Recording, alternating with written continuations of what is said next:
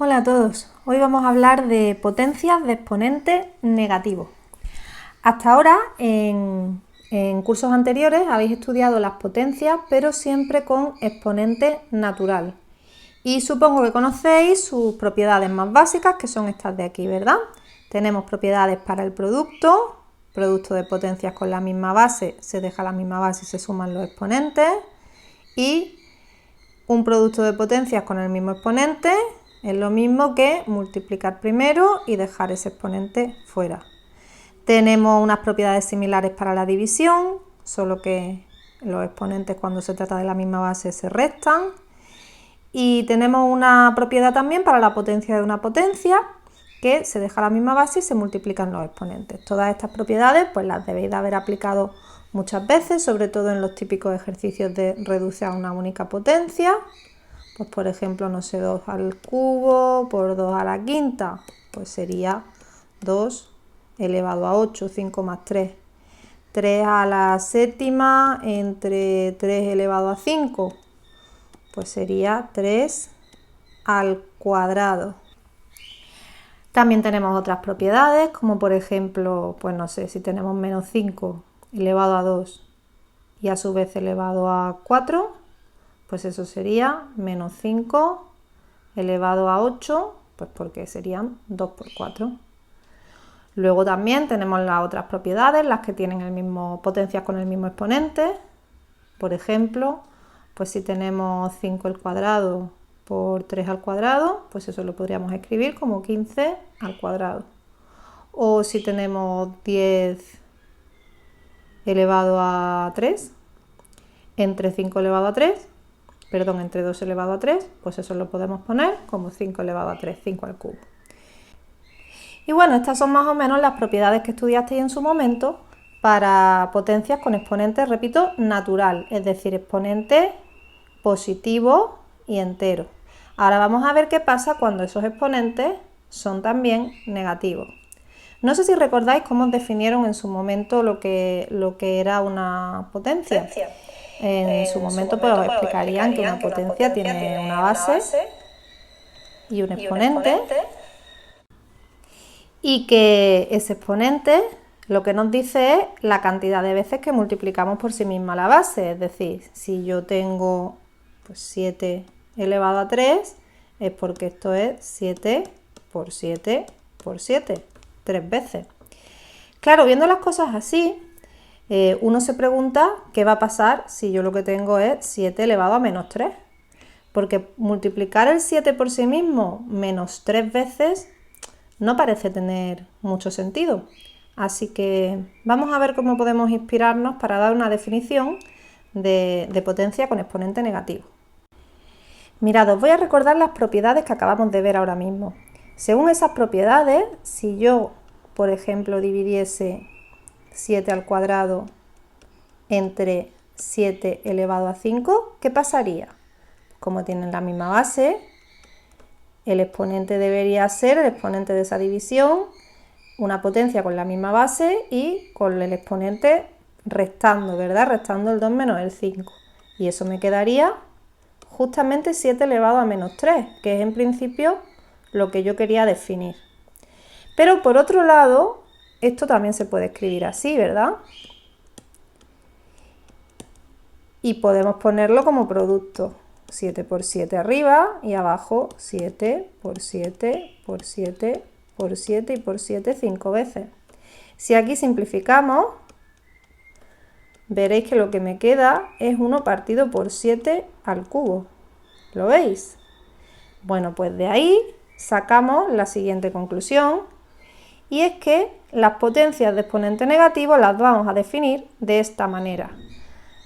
A elevado a menos n es lo mismo que 1 partido por a elevado a n. Dicho de otra forma, ese menos que tenemos ahí en el exponente lo que nos está indicando es que debemos invertir la base. ¿Recordáis lo que es el inverso de un número? El inverso de un número es aquel que al multiplicarlo por ese número nos sale el neutro de la multiplicación, el 1. El inverso de 7 es un séptimo, porque 7 por un séptimo da 1. El inverso de 2 tercios, por ejemplo, es 3 medios, porque 2 tercios por 3 medios, pues nos da 6 partido por 6, que es 1. Ese es el concepto de inverso. Por tanto, según lo que acabamos de deducir, un menos en el exponente significa que hay que invertir la base. ¿De acuerdo? Lo tenéis ahí por escrito. Un signo menos en el exponente nos está indicando que hay que invertir la base. Por lo tanto, definimos a elevado a menos n como 1 partido a elevado a n y a partido por b elevado a menos n como b partido por a elevado a n. Vamos a ver algunos ejemplos más. Por ejemplo, estos que tenemos aquí. ¿Cómo se calcularía 3 elevado a menos 4? Pues primero invertimos la base y ya colocamos el exponente positivo, porque el mandato del menos, que es invertir la base, ya lo hemos cumplido. Y luego pues calculamos 3 a la cuarta, que son 81, pues es 1 partido 81. Y este de aquí, menos 2 elevado a menos 1, pues primero invertimos la base, el inverso de menos 2 es menos 1 medio, y luego pues haríamos elevado a 1, pero como elevado a 1 es igual que no hacer nada, pues se quedaría tal cual. Aquí pues lo mismo, primero invertimos la base, 5 tercios, y ya el exponente queda positivo. Y ahora pues hacemos 5 al cubo, porque esto las propiedades de las potencias me lo indican, que lo tengo que hacer así. De hecho esa propiedad la tenéis aquí, propiedad 5 aquí a la izquierda.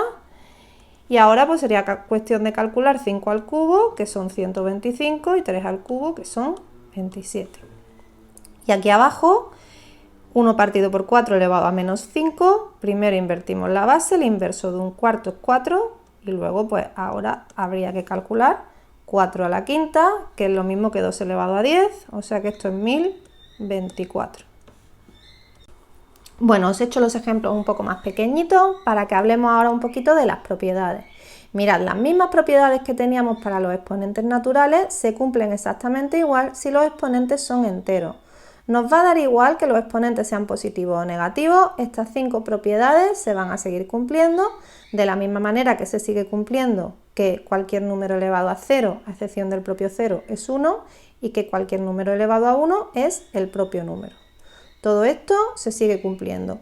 La diferencia está en la definición, que decimos que si n es mayor que 1, es decir, si estamos hablando de un número positivo, un número natural, pues a elevado a n se define como a por a por a por a n veces, es decir, como multiplicar la base tantas veces como nos indique el exponente. Sin embargo, si ese exponente es negativo, la definición es que tenemos que hacer primero el inverso y luego elevar a ese exponente n, como acabamos de hablar, ¿vale? Bueno, vamos a ver algunos ejemplos de cómo se aplicarían las propiedades con números negativos en el exponente. Por ejemplo, si tenemos que hacer 2 elevado a menos 7 por 2 elevado a 3 con el enunciado de reduce a una única potencia. Bueno, pues aplicamos esta propiedad de aquí, ¿verdad? Que me dice que dejo la misma base y sumo los exponentes. Lo único que pasa es que cuando haga la suma, pues tengo que tener en cuenta que es una suma de números enteros. Y menos 7 más 3, pues son menos 4. Vamos a poner uno de dividir. Por ejemplo, 3 elevado a 5 entre 3 elevado a menos 2. ¿Aquí qué pasaría? Pues que tendríamos que dejar la misma base, según esta propiedad de aquí, y restar los exponentes. Claro, en este caso, fijaos, restar los exponentes sería 5 menos menos 2. Aquí hay un doble menos que sabemos perfectamente que es más, con lo cual nos va a quedar 5 más 2, que son 7. Como veis, las propiedades se aplican igual, lo único que pasa es que hay que prestar atención especialmente porque ahora estamos sumando y restando números enteros cuando sumamos y restamos los exponentes y por lo tanto, pues algunas veces nos pueden pasar cosas como esta, que tengamos por un lado el menos de que estas dos potencias están dividiendo y por otro lado el menos del exponente del divisor. Así que hay que tener un poquito de cuidado. De momento esto es todo, nos vemos en el próximo vídeo.